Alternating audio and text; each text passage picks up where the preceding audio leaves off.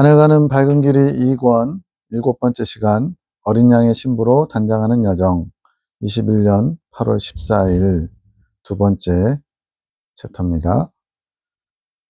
이제 꿈 해석입니다. 원주민 섬 또 전복되는 배에 대한 꿈. 내가 일행과 한 섬에 있음. 섬에서 어떤 길을 오르고 있음.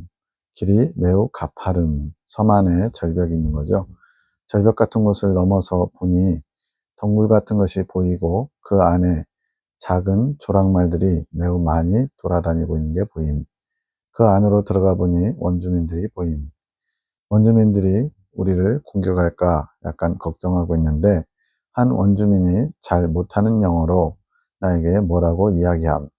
잘 해석해 보니 도시 사람들이 자신들이 사는 곳을 점점 없앤다고 하는 것. 자신들의 생활 터전에 위협을 가한다는 것. 그러면서 한 장면이 눈앞에 보이는데 빌딩들이 매우 많은 번화가 속 한복판에 원주민 무리가 원주민의 복장 그대로 무리지어 있는 것이 보임. 도시의 무게감에 짓눌린 듯한 모습. 뭔가 이렇게 도시와 잘 접촉 또는 접목이 안 되는 그런 원주민들의 모습이죠. 장면 전환. 언덕을 내려오면서 육지를 가려고 함. 버스 정류장에 버스가 보임. 섬인데 이제 또 버스 정류장도 나와요. 꿈이니까 가능합니다.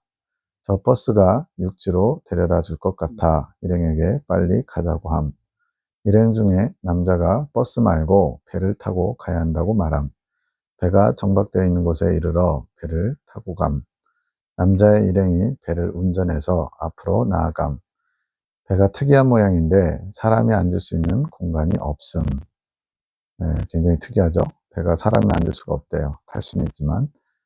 내가 중요한 서류를 가지고 있어서 그 서류를 무릎으로 누른 채 뱃머리 난간을 잡고 앉아 있음. 바다에 빠지지 않으려고 그렇게 하는 것. 배가 천천히 나아가는데 처음에는 무서워서 주변을 보지 못하다가 점차 바다 경치가 눈에 들어옴. 바다가 예쁨. 파도에 배가 조금 출렁이는 것 같은. 내가 난간을 꼭 잡으니 난간이 부서짐. 배가 튼튼해 보이는데 난간은 매우 많이 녹이 슬어있던 거. 옆으로 사람들이 노를 젓는 배가 지나감. 학생들이 노젓기 연습을 하는 것 같음.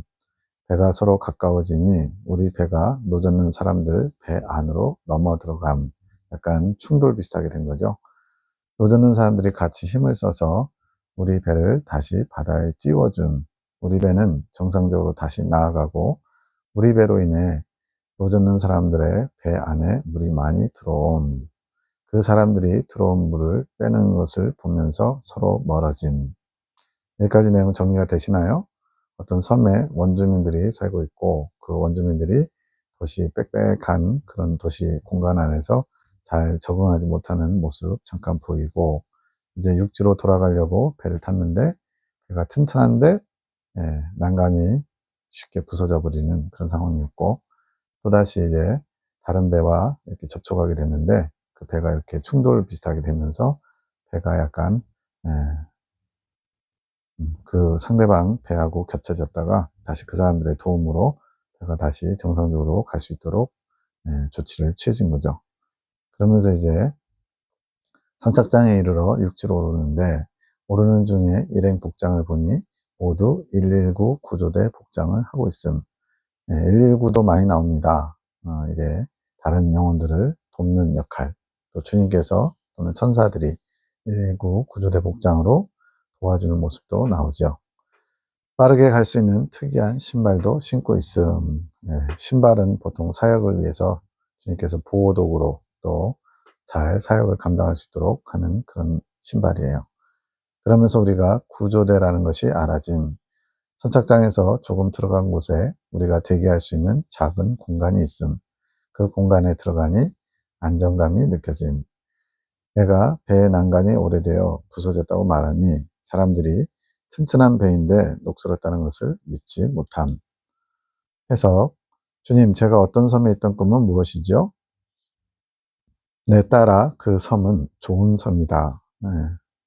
섬이 뭐 이렇게 크고 웅장하고 뭐 여러 가지 좋은 것들이 많아서 좋은 게 아니고 주님께서 특별히 관리하는 그런 섬인 거예요. 그곳의 원주민은 행복하게 사는 사람들이란다. 조랑말이 귀여웠지. 작은 조랑말들이 많이 무리지어 다니는 거 봤죠? 사람들이 쉽게 갈 수 없도록 덤불로 가려진 그런 곳에 사는 조랑말과 원주민들이구나. 그들은 그 섬이 안식처다. 도시에서 분리된 곳이죠. 그 안에서 행복한 사람들이다. 그들은 발전된 도시를 원치 않는 자들이다. 그들이 도시에 있다면 그 도시의 위압감에 짓눌릴 것이지. 그래서 높은 빌딩들에 의해서 도시의 무게감에 어쩔 줄 몰라 하는 장면이 있었죠. 원주민과 조랑말은 무엇을 상징하나요? 그들은 나에게 날것처럼, 날아다니는 날이 아니고 그 생선, 회, 이런 날것 그런 개념의 날입니다. 날것처럼 있는 그대로 모습으로 나오는 자들이다. 이긴 자가 될 싹이 보이는 자들이지. 원주민들이 이긴 자는 아니고 이긴 자가 될 수 있는 싹이 보이는 자들. 어떻게 보면 좀 특별한 사람들이죠. 그들이 타는 말은 조랑말이다. 조랑말은 조그만 말이에요. 겸손의 말이지. 그들이 이긴 자가 되면 건장한 말을 타겠지. 이긴 자가 되기 전까지는 그렇게 겸손한 작은 말을 타고 다닌다는 거죠. 그들은 그렇게 섬에 갇힌 듯이 있는 게 좋다. 환락의 세상으로 속으로 가는 것을 원치 않는 자들이지. 제가 어떻게 하다가 이번에 이제 홍콩에 어떤 작은 사업하는 분하고 문자로, 잘 안 되지만 번역기 돌려가면서 영어 문자로 한 일주일간 교류를 했는데요. 여러 가지 금융업에 있어가지고 돈을 잘 버나 봐요. 주말이면 친구들하고 보트, 세일링, 그 요트 같은 거 있죠. 그런 것도 타고 그러나 봐요.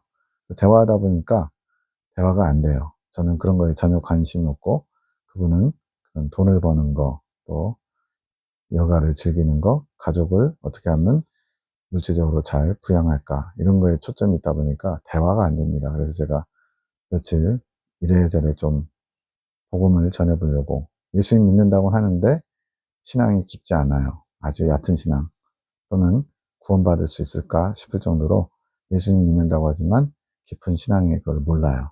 근데 대화가 안 돼요. 왜? 그분이 사는 세상과 제가 지금 관심을 가지고 추구하는 이러한 세상이 완전히 다르거든요. 딴 세상이에요. 그래서 여기 지금 나오는 것처럼 섬에 사는 사람들이 도시에 나오면, 환락의 세상에 나오면 적응하지 못하는 모습, 그것을 조금이나마 이해하겠어요. 그들은 아직 마귀와 세상과 거치고 사나운 환경을 싸워 이긴 자의 상태가 되지는 못했다. 이긴 자가 되기 위해 스스로 섬에 갇히는 것을 선택한 자들이다. 그러니까 보다 높은 영적인 이상을 이루기 위해서 스스로 모든 걸 포기했다는 거죠. 많은 부분에서 세상적인 관점에서 누릴 수 있는 것들을 다 내려놨다는 얘기예요. 그들은 세상으로부터 떨어져 있는 것이 안전하다는 것을 아는 자들이다. 세상 속에 있을 때 그 세상이 주는 죄의 짓눌림 때문에 괴로운 것이지. 우리도 세상 것 때문에 괴로워야 되는데 오히려 세상 것을 누리지 못해 괴로워하는 모습이 많죠. 물질이라든가 사람 관계라든가 또 대접받고 존중받는 거, 명예 이런 것으로 우리는 채우지 못해서 고민할 때가 많습니다. 근데 그 원주민들은 그런 것들을 과감히 버리고 주님으로만 채우기 위해서 스스로 고립을 자초했다는 거예요. 아직 발동할 수 있는 죄성과 정욕이 남아있기에 그렇단다. 그들은 그것을 미워하는 자들, 죄성과 정욕을 미워한다는 건 뭐예요? 육적인 삶을 싫어하는 거죠. 영적인 것을 추구하는 거죠. 자신의 죄성과 정욕이 발동할 수 있는 세상이 싫고 그것을 미워하는 것이란다. 세상 속에서 계속 젖어 있다 보면요, 가랑비에 옷 젖듯이 그냥 거기에 휩쓸려 갈 것 같아요.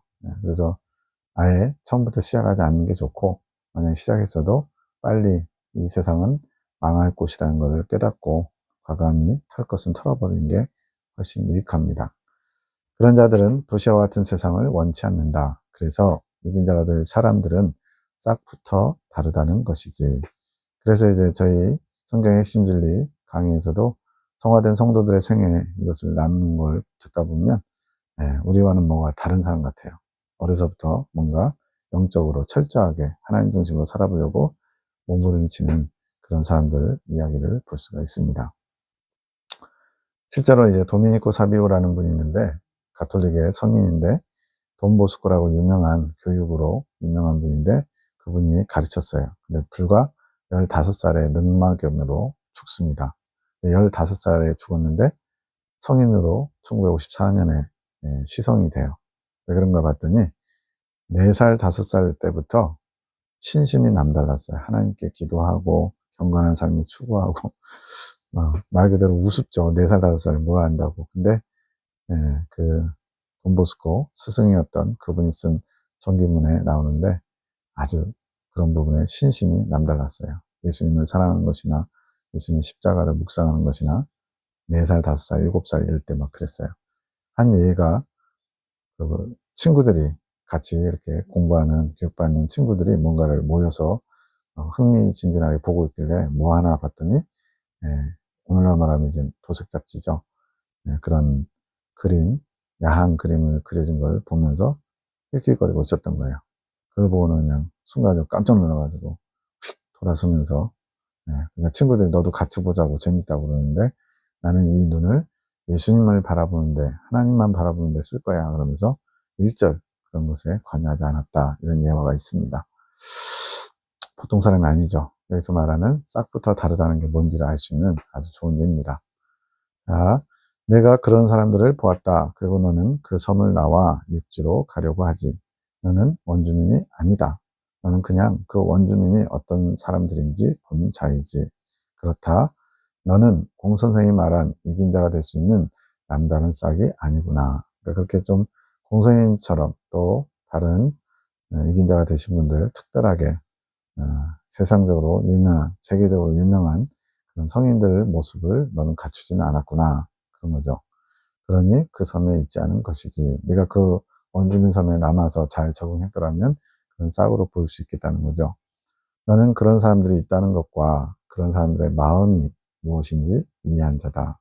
그러니까 비록 그렇게 살지는 못하지만 저렇게 아름답게 주님을 위해서만 다른 것들을 포기하고 오롯이 주님을 위해서만 살아가는 사람들도 있구나라고 긍정적으로 바라보는 사람이라는 거예요.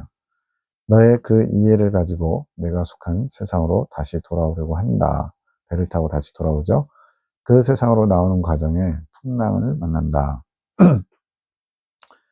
내가 그 섬에서 원주민을 본 것은 이긴 자들이 가지는 태도에 대해서 내가 알게 된 것이다. 이제 배운 거죠, 말 그대로. 이긴 자가 어떠한 사람들이 이긴 자가 될 수 있는지, 좀 특별한 게 이렇게 자기를 쳐서 복종시키는 사람들이 있구나 알게 된 거예요. 세상을 미워하는 마음인 것이지. 세상 안에 자신을 두고 싶어 하지 않는 마음인 것이지. 이런 마음 먹기가 쉽지 않죠. 어쩔 수 없이 하려고 했던 게 안 돼가지고, 그래서, 자기가 스스로 자초한 게 아니라 어쩔 수 없는 상황 가운데 궁지에 몰려서 그냥 포기한 거 그런 거 말고요. 스스로가 내려놓는 겁니다. 누릴 수 있는 것을. 그것을 내가 어려움 가운데 가파른 절벽을 오르면서 원주민을 만나고 또 그들의 삶을 배웠다. 그리고 그들의 마음을 이해했다. 이해했다는 건 뭐예요? 영향을 받았다는 얘기죠. 이 시점이 내가 너를 이긴 자의 길로 부른 시점이다. 이제 이긴 자의 길로 불렀다는 것은 이렇게 하늘 군대로 다시 어떤 모임을 주님께서 갖게 하면서 이긴 자에 대한 소망을 갖게 한 거예요. 너에게 이긴 자의 소망을 품게 한 시점이지. 그러니까 이미 배웠는데, 이해했는데, 들었는데, 근데 그것을 나하고 상관없는 것처럼 이렇게 여기면서 거의 포기하다시피 그렇게 살고 있다가 다시 한번 그 원주민들의 삶을 통해서 이긴 자에 대한 소망을 다시 품게 하는 그런 일을 하나님이 내적으로 또는 영적으로 작업을 하셨다는 얘기예요. 그 원주민의 마음, 내 안에 갇혀 있는 것이, 그래서 내는 예수님이겠죠. 예수님 안에 갇혀 있는 것이 그들에게 기쁨이요, 행복이라는 것을 이해하고 공감한 것이 이긴 자의 소망을 품게 된 시점이다. 이러한 원주민들의 그런 이긴 자를 향한 갈망 때문에 세상 것을 포기하는 그 모습을 이해하고 나도 저런 삶을 살아야 되겠다. 이런 어떤 영적인 갈망, 그런 것들이 생겨난 거. 이게 바로 이긴 자의 소망을 품게 된 것이라는 거죠. 그러나 너는 원주민이 아니다. 그들처럼 특별한 싹을 가진 자가 아니다. 그들과는 좀 다른 길로 가야 된다는 거예요. 이긴 자에 대한 소망을 가지고 있어도. 그래서 너는 다시 세상으로 돌아오는 배를 타야만 한다. 공선생 표현에 의하면 남다른 싹이 아니었기에 그렇다. 뭐 이렇다고 해서 포기하거나 실망할 필요 없다는 거예요. 그렇게 남다른 싹을 가지고 아주 누가 봐도 영웅적으로 덕행을 실천하면서 그렇게 가는 사람들이 있고, 그렇지 않은 보통 사람들도 있다는 거예요. 그 보통 사람들이 하나님의 은혜로 또 이긴 자의 소망을 품고 갈 수 있다는 것을 알려주는 겁니다. 그러나 너의 어떤 부분 아주 오랜 시간이 걸렸지만 그 섬으로 오게 했다. 그러니까 이긴 자의 소망을 품게 할 만한 무언가 안에 싹이 있는 거죠. 주님 보시기에. 이긴 자와 같은 남다른 싹은 아니지만 이긴 자의 소망을 품게 해줄 만한 주님 보시기에 뭔가 건덕지가 있었다는 거예요. 그래서 그것이 오랜 시간이 걸렸지만 그 섬을 볼 수 있는 길이 있어서 하나님께서 이렇게 인도하신 거죠. 그 섬에서 이긴 자의 소망을 보게 했다. 그것이 중요하다. 내가 그 소망을 가지고 돌아온다. 이긴 자에 대해서 내려놨던 것을 다시 품게 된 거죠. 그 배에서 내가 잃어버리지 않도록 무릎으로 누른 채 가지고 가려 한 서류가 있다. 배에 탈 때 무릎으로 이렇게 풍랑이나 바람에 떨어뜨리지 않으려고 하는 서류가 있다는 거죠. 그것은 너에 대한 기록이다. 너에 관한 기록이다. 어떻게 살아왔는지. 내가 그 섬에 오기까지 겪은 너의 소중한 경험들이 적힌 서류란다. 그것이 귀중하기에 그것을 잃어버리지 않으려고 노력하는 모습이란다. 배가 편하지는 않구나. 예, 귀중한 내용이 담겨 있는데 잃어버리지 않으려고 그렇게 애를 쓰면서 조금 신경 쓰면서 가지고 있는데 배가 편하지 않아요. 앉을만한 장소가 마땅치 않아요. 그렇지 그 배는 편하게 올 수 있는 배가 아니란다. 왜냐하면 그 배에서 그 서류를 버려야 하기 때문에 그렇지. 자, 분명히 지금까지 지금까지 온 과정에 내용이 적혀 있는 서류인데 소중한 경험이 적혀 있는 서류인데 버려야 된대요. 왜 버려야 될까요? 그걸 버려야만 그 다음으로 나아갈 수 있기 때문에 그렇습니다. 과거에 매인 사람들이 있잖아요. 저희 아버지도 젊었을 때 보면 자유당 시절에 어쩌고저쩌고 저는 초등학교 때 자유당 시절 이게 무슨 말인지 몰랐는데 나중에 보니까 이승만 정권 때 그때를 자유당 시절 50년대, 60년대 이때를 얘기하더라고요. 그렇게 과거에 누가 뭐 잘 나갔네 뭐 했네 이런 얘기들을 어른들이 좀 하는 얘기를 조금 들었던 것 같아요. 근데 그렇게 과거에 잘 나간 게 지금의 나에게 무슨 소용이 있냐는 거죠. 과거에 뭐 엄청나게 잘 나왔어도 지금 현재는 잘 못 살고 있다면 그건 아무 의미가 없죠.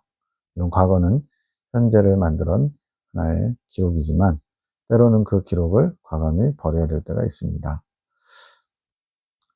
그 배에서 그 서류를 버려야 된다. 너의 경험은 소중하다. 왜냐하면 그 소중한 경험을 통해 성장했고 또 이긴 자를 소망하게 했으니까 경험이 소중한 거래요. 그러나 경험은 버려야 된다. 그러니까 꼭 있어야 되는 경험이었어요. 필수 경험이었어요. 근데 그것이 이제는 버릴 때가 된 거예요. 하나님은 그렇게 이끄시는 때가 있는 거예요. 그래서 배가 전복이 되는 것이다. 앞에서 꿈에서는 풍랑 얘기가 안 나왔는데 풍랑이 좀 일어가지고 그 다른 노젓는 배하고 부딪히면서 배가 전복됐나 봐요. 배가 전복이 된다고 해서 위험해지는 것은 아니다. 왜냐하면 내가 주변에 그 배를 다시 바로 잡아줄 나의 일꾼들이 있을 때 전복시키기에 그렇다. 노젓는 배라고만 표현되어 있지만 하나님이 사용하시는 일꾼들 어떤 경우 있을까요? 이렇게 배가 전복돼서 과거에 대한 나의 과거의 후기 영화, 과거에 매여 있는 것들을 버리게끔 하나님이 거치고 사는 환경을 허락했을 때 다시 회복할 수 있도록 하나님이 모든 것을 예비하신 거죠. 그러니까 위험한 게 아니라는 거예요. 구조대를 옆에다 배치를 하셨다는 거예요. 그래서 은혜인 겁니다.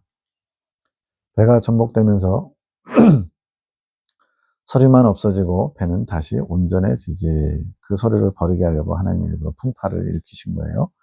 육지에 닿고 내가 육지에 오를 때 너는 그 서류의 존재를 신경도 쓰지 않는다. 소중해가지고 잃어버릴까봐 꼭 쥐고 있었는데 이제는 더 이상 신경 쓰질 않아요. 왜? 나아갈 길이 보이기 때문에. 너의 경험이 중요한 것이 아니기에 그렇지. 그 전까지는 중요했어요. 소중한 경험이었어요. 근데 이제는 더 이상 중요하지 않다는 겁니다. 내가 너를 그렇게 바꾼 것이다. 내가 전복되면서 내가 소중히 여긴 너의 경험도 다 없어지고 빈 마음이 되도록 하는 것이지. 그래서 예수님이 하신 말씀에 새 술은 새 부대. 새 부대가 우리가 가져야 될 빈 마음이거든요. 심령 상태. 주님이 새롭게 우리에게 더 가까이, 더 밀접하게 역사하실 수 있도록 빈 마음을 만들어야 돼요. 그러면 너는 세상에서 살아갈 수 있는 특수한 신발을 신은 구조대원이 된다. 빨리 움직일 수 있는, 빨리 뭔가 조치를 취할 수 있는 신발을 가진 구조대원이 된다. 119 구조대원이요. 내가 구조대원으로 임명한 것이다. 내가 이긴 자가 되면 그렇게 죽어가는 사람들을 구조할 것이란다. 광야 성도들은 못하느냐? 하긴 해요. 그러나 그것도 어느 정도는 주님을 위해서, 어느 정도는 자기의 욕망을 채우기 위해서 또는 인간적인 여러 가지 방법으로 온전하지 못한 거죠. 근데 이긴 자가 되면 온전히 주님의 뜻을 받들어 주님께서 원하시는 그런 사역을 감당하게 되는 겁니다. 너는 지금 너의 경험을 무릎에 누른 채 난간을 잡고 내 은혜의 바다를 항해하는 중이다. 그 과정에서 너의 경험을 다 빼고 온전히 나의 은혜에 잠긴 뒤 나의 것으로 다시 태어나면 너는 나의 구조대원으로 임명될 것이란다. 지금 말하는 화자 박명희 사님이 광야 여정을 가고 있다는 거예요. 그런 경험들을 어떻게 보면 이제 소중한 경험이니까 갖고 있지만 언젠가는 은혜의 바다에서 뒤집어져서 그 모든 걸 다 없애고 내려놓고 이제는 다시 태어나는, 즉 빈 마음으로 주님의 것을 온전히 받을 수 있는 준비가 되면 이긴 자가 되고 주님이 사용하시는 일꾼으로서 구조대원으로 쓰임받게 된다는 거죠. 그래서 다른 이들을 살릴 것이란다. 제가 타고 가던 배의 난간이 녹이 슬어서 떨어진 것은 무엇인가요? 내가 배에서 떨어지지 않기 위해 의지했던 수단. 배가 막 요동하면 우리는 뭔가를 옆에 붙잡잖아요. 지하철을 타도 그렇고 버스를 타도 그렇고 그렇게 떨어지지 않기 위해서, 넘어지지 않기 위해서 의지하는 수단들이 각자 다 있다는 거죠. 서류는 내가 소중히 여기는 너의 경험이고 난간은 내가 바다에 빠지지 않고 버티기 위해 의지적으로 잡은 수단인 것이지. 서류를 붙들고 있는 것도 문제. 또 안 빠지려고 은혜의 바다라고 그랬잖아요. 하나님의 은혜의 그 물결에 나를 내어 맡겨야 되는데 그러지 못하고 인간적으로 어떻게든 버텨보려고 하는 의지적인 것도 있다는 거죠. 이 둘 다 버려야 되는 거예요. 없어져야 되는 거예요. 그 배가 좋은 배이지만 네가 의지하는 것들은 모두 녹이 슬어 없어지는 배다. 모두 녹이 슬어 없어진다는 건 뭐예요? 더 이상 하나님이 아닌 다른 것을 의지할 만한 것들을 주님께서 주변에 남기지 않는다는 거죠. 때로는 자기의 경험, 때로는 자기의 학식, 때로는 자기 어떤 잘할 수 있는 부분들, 물질에 대한 의지, 사람에 대한 의지, 자기 자신에 대한 확신, 이런 것들은 다 주님을 온전히 신뢰하고 그분께 나를 내어드리는데 방해가 되는 것들이죠. 그것들은 다 녹슬어 없어져야 될 것들이에요. 왜냐하면 너는 그 바다에 빠져야만 하기 때문이다. 나는 빠지지 않으려고 애를 쓰는데 주님은 빠져야 된대요. 그래야 주님이 그 다음 작업을 하실 수 있기 때문에 그렇죠. 제가 난간을 잡지 않는 게 좋았겠네요. 아예 안 잡고 있으면 빨리 빠졌겠죠. 그렇게 애쓰지 않아도 됐겠죠. 할 수만 있으면 그게 좋지. 그러나 대부분의 인간은 그렇게 난간을 잡는다. 그럼 미래에 대한 불확실성, 두려움 이런 것들이 있죠. 저 같은 경우도 이제 성경의 핵심 진리를 알게 되고 또 예레미야 기도를 통해서 이 말씀을 받게 되고 그리고 지금 시대적으로 기후재앙, 온난화로 인한 그런 것들이나 러시아나 이스라엘 전쟁을 보면서 정말로 내 시대에 대환란이 오는구나. 예수님이 재림하셔서 우리를 준비된 어린 양의 신부들을 휴거시키시겠구나. 이걸 확신을 하게 되니까 막 10년 후에, 20년 후에 자식이 대학 갈 때쯤에는 어떻게 해야 되나. 이런 것들에 대해서 아예 다 내려놔 버렸어요. 그전에는 한 10년, 20년까지는 좀 준비해야 되지 않나? 바라봐야 되지 않나? 이런 좀 조바심이 있었는데 그게 저한테는 이제 난간이었죠. 만약 자녀도 없고 아내도 없고 저 혼자 독신이었다면 이렇게든 저렇게든 그냥 살아갈 수 있는데 아르바이트라도 하면서 살아갈 수 있는데 그런 모든 것을 다 내려놓게 된 것입니다. 그러다 보니까 이제 교단에서 퇴출시키는 그런 상황이 됐지만 그것이 그렇게 두렵지는 않아요. 왜? 지금이 만약 예수님 오시는 게 20, 30년 후라면 좀 두려울 수 있죠. 소속감이라는 거는 굉장히 우리의 많은 부분을 차지하거든요. 근데 더 이상 이러한 난간을 붙잡지 않고 오직 주님만을 붙잡기로 결단을 했기 때문에 이제 더 이상 두렵지 않습니다. 그래서 한 10년, 20년 이상 더 많은 시간이 필요하다면 좀 두려움이 있을 수도 있겠다는 생각이 들어요. 근데 저는 지금 늦어도 2030년 안에는 많은 부분에 성경적인 예언들이 이루어질 거라고 믿기 때문에 그 난관들을 놔버리는 것에 두려워하지 않습니다. 그렇게 대부분의 인간은 그렇게 난간을 잡는다. 죄성과 정욕이 있지 않느냐? 나로부터 멀어지려고 하는 속성이 마음에 있으면 그 난간을 잡게 되어 있단다. 주님 외의 것을 붙잡는 게 이 난간이에요. 주님과 상관없는 거, 주님으로부터 오지 않은 거, 그런 것을 붙잡고자 놓치면 큰일 날 것처럼 두려워하는 것들, 다 그게 난간입니다. 그리고 내가 꿈에서 탄 그 배에 탈 수 있는 상태의 영혼들도 많지 않단다. 네, 즉 이긴 자의 소망을 가지고 새롭게 출발하는 은혜의 바다에 푹 빠질 수 있는 그 배에 탄 사람도 많지 않다는 거예요. 내가 이긴 자로서 남다른 싹을 가진 이는 아니다. 원주민 같은 그런 존재는 아니라는 거죠. 그러나 남다른 싹을 가진 자만이 이긴 자가 되는 것은 아니란다. 그러니까 주님께서 특별하게 날 때부터 또는 타고난 어떤 성향이 이긴 자 되기에 아주 좋은 싹이 있고 그렇지 않은 사람들도 이긴 자가 될 수 있다는 거죠. 이게 우리에게 소망입니다. 막 진짜 사람 보기에도 하나님 보시기에도 와 저런 사람이 이긴 자 되지 할 만한 인정받을 만한 아주 탁월한 영적인 그런 게 없어도 주님께서 은혜로 이끌어 주시기도 한다는 거죠. 나의 특은으로 특별한 은혜로 그 길을 이끄는 경우가 있음을 알려주는 것이란다.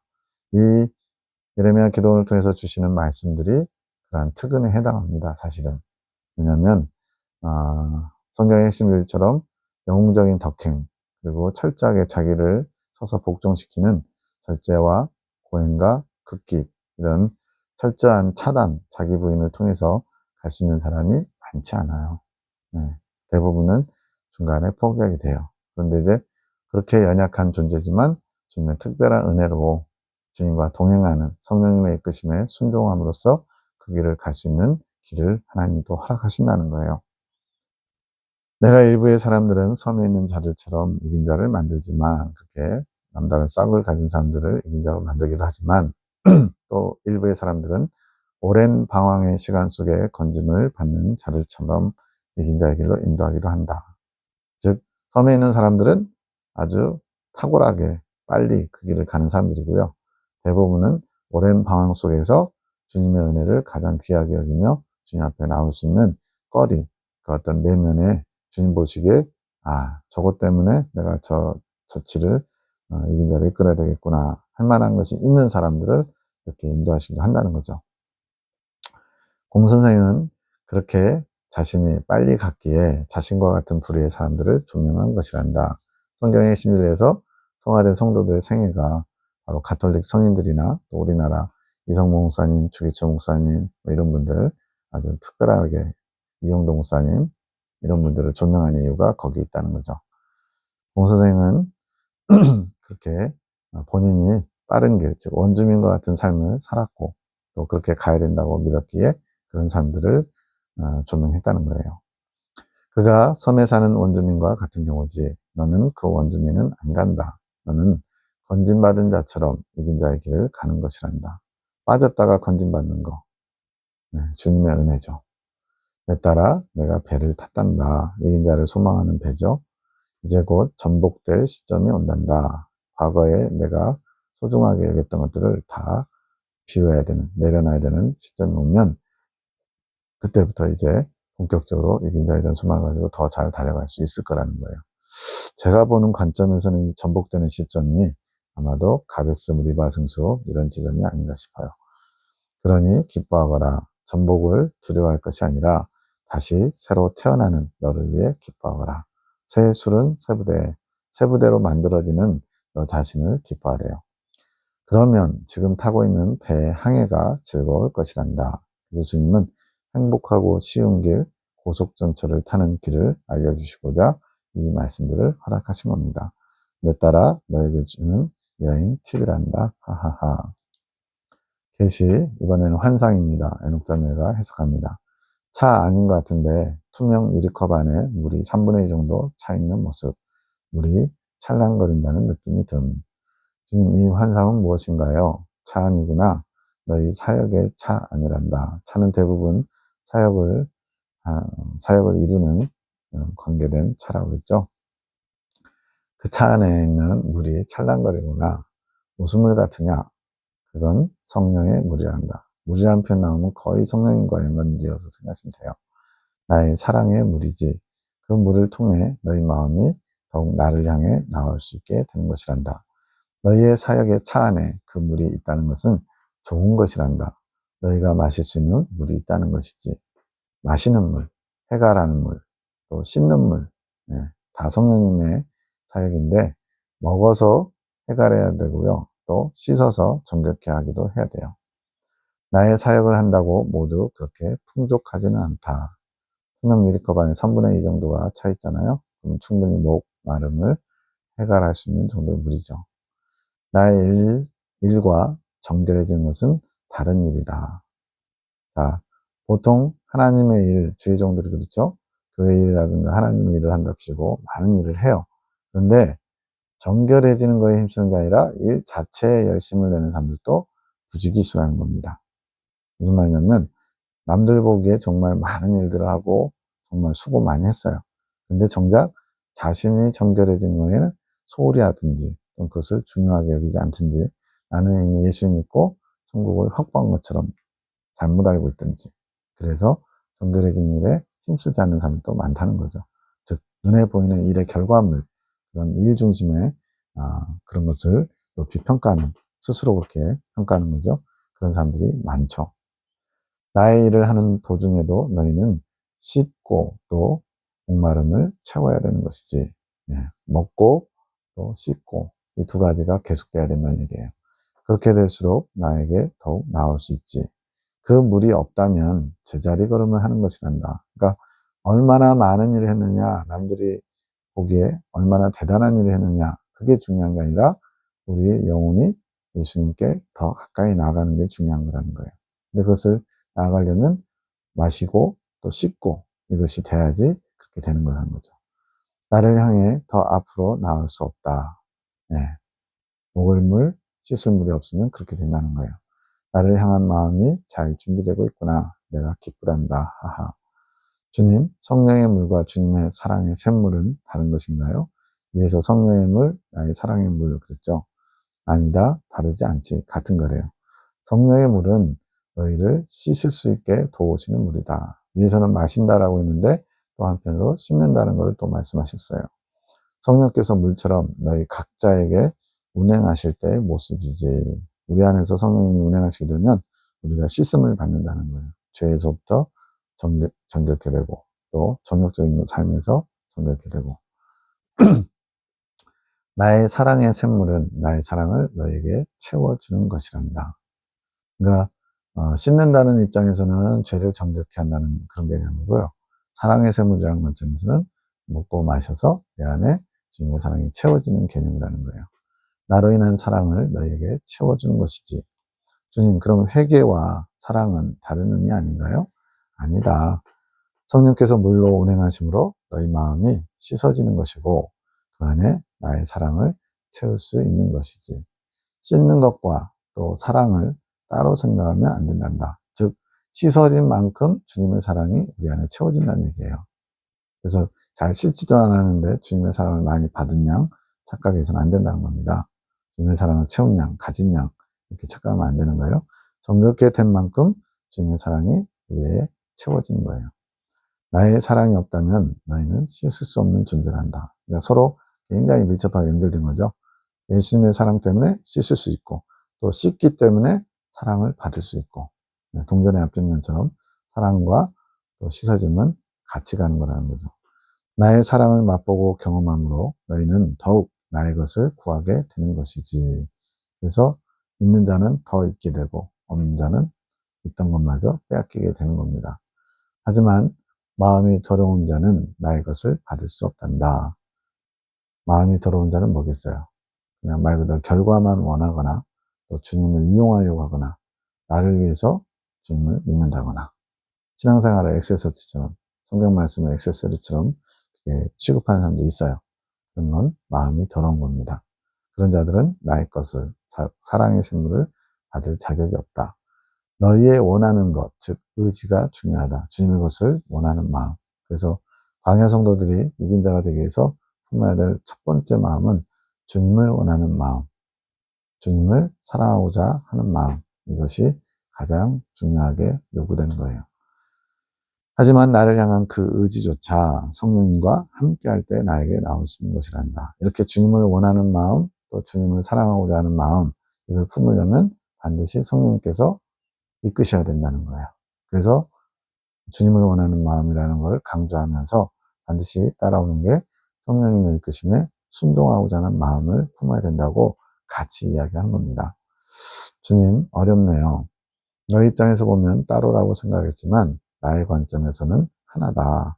성령의 운행하심과 나의 사랑의 샘물은 하나의 길. 그 목적지가 어디냐? 바로 예수님이라는 거예요.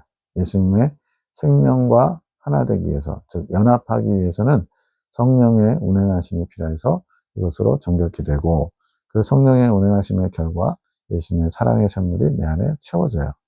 그것이 이제 생명수가 채워지는 그런 경험입니다. 그래서 나중에 이긴 자가 되면 이제 생명수 폭주라는 익은 열매가 되었을 때 나타나는 현상이 있는데, 그게 뭐냐? 바로 이 사랑의 샘물을 채워서 다 채워서 넘치는 거예요. 꽉 채우면, 분량을 다 채우면 그때 마치 샘이 터지듯이 생명수 폭주가 터지는 것처럼 이렇게 내 안에 차고 넘치게 된다는 거예요. 이것은 나중에 기회가 되면 말씀드리겠습니다. 그렇게 성령의 운행하심과 사랑의 샘물이 동일하게 예수님을 향해 나갈 수 있도록 한다는 거예요. 나로 하나 되려면 두 가지가 필요하다. 성령의 운행하심도 필요하고 예수님의 사랑의 샘물도 채워야 되고 방향이 어디로 향하느냐가 중요한 것이다. 즉 주님과 상관없는 것에 마음과 관심을 쏟으면서 주님에게 나갈 수 없잖아요. 그래서 주님을 선택했으면 다른 것들은 다 내려놓고 비우고 버려야 돼요. 그래서 그 배가 전복될 때 내가 그동안 중요하게 여겼던 지난날의 나의 그런 경험들, 그걸 내려놔야 된다는 거예요. 그것을 가지고는 주님 앞에 앞으로 나아갈 수 없기 때문에. 다음 기도, 하늘군대 기도 애녹자매가 합니다. 목사님을 위해서 기도합니다. 저희 기도를 통해 일하신다 하신 주님, 목사님을 변화시키소서. 목사님의 고집을 주님의 사랑으로 변화시키소서. 여기서 이 목사님의 고집이 뭐겠어요? 나는 지금 잘 가고 있다. 옳게 잘하고 있다. 니들이 그렇게 뭐 이렇게 저렇게 나 안 도와줘도 나는 지금 목회 잘하고 있어. 라고 자신만의 사상을 계속 고수하고 있는 거예요. 그것을 꺾어야만 주님께서 당신의 성령의 역사를 허락하실 수 있는데 그걸 내려놓지 않으니까 주님의 사랑으로 그 고집을 꺾어달라고 변화시켜달라고 지금 청하고 있는 겁니다. 목사님의 그런 마음들을 태우시고 성령의 불로 태우시고 목사님의 그 큰 틀, 자기 만족, 자기 어떤 애착하는 것들 그런 것들을 변화시키소서. 새로워질 목사님을 기대합니다. 겸손히 주님 앞에 나아갈 목사님을 기대합니다. 변화시키소서. 이건 목사님을 잘못됐다 뭐 책망하는 그런 게 아니고 정말 목사님이 잘 되기를 주님 앞에 바로 서시기를 원하는 그런 마음으로 기도하는 거예요. 나에 따라 쉽지 않지만 내가 변화시켜 보리라. 자기 생각, 자기 고집, 자기 만족이 강한 사람들, 자기 중심적인 게 강한 사람들, 그 틀이 강한 사람들은 주님도 힘들대요. 그런데 너의 기도를 받아서 내가 한번 더 수고하고 애써 보겠다는 거죠. 내가 그를 만질 것이니라. 내가 그를 변화시켜 나갈 것이니라. 그의 마음이 나만 바라봐야 한다. 나를 주시해야 한다. 지금 주님을 주목하고 집중하고 주님 앞으로 나아가기를 힘써야 되는데 주님이 아닌 것들에 마음을 빼앗기고 있다는 거예요. 나를 더 알기 원하는 마음이 되어야 하노라. 내가 이 정도면 됐지. 목회 이 정도면 뭐 나도 만족하고 성도들도 만족하고 우리 주님도 만족하시겠지. 뭐 이러면서 자기 만족에 빠져있는 상태라서 그래요. 그것을 위해 기도해 주어라. 그의 마음이 나를 더 원하고 나를 더 구하는 마음이 될 수 있도록 기도해 주어라. 축복해 주어라. 나의 사랑으로 그의 마음을 변화시켜 가리라. 중재기도 송 원장님이 합니다. 에녹자매를 위해서 기도합니다. 사랑의 주님, 당신은 사랑이십니다. 저희를 축복하소서. 사랑이신 당신을 진정으로 알아가고 닮아가기 원합니다.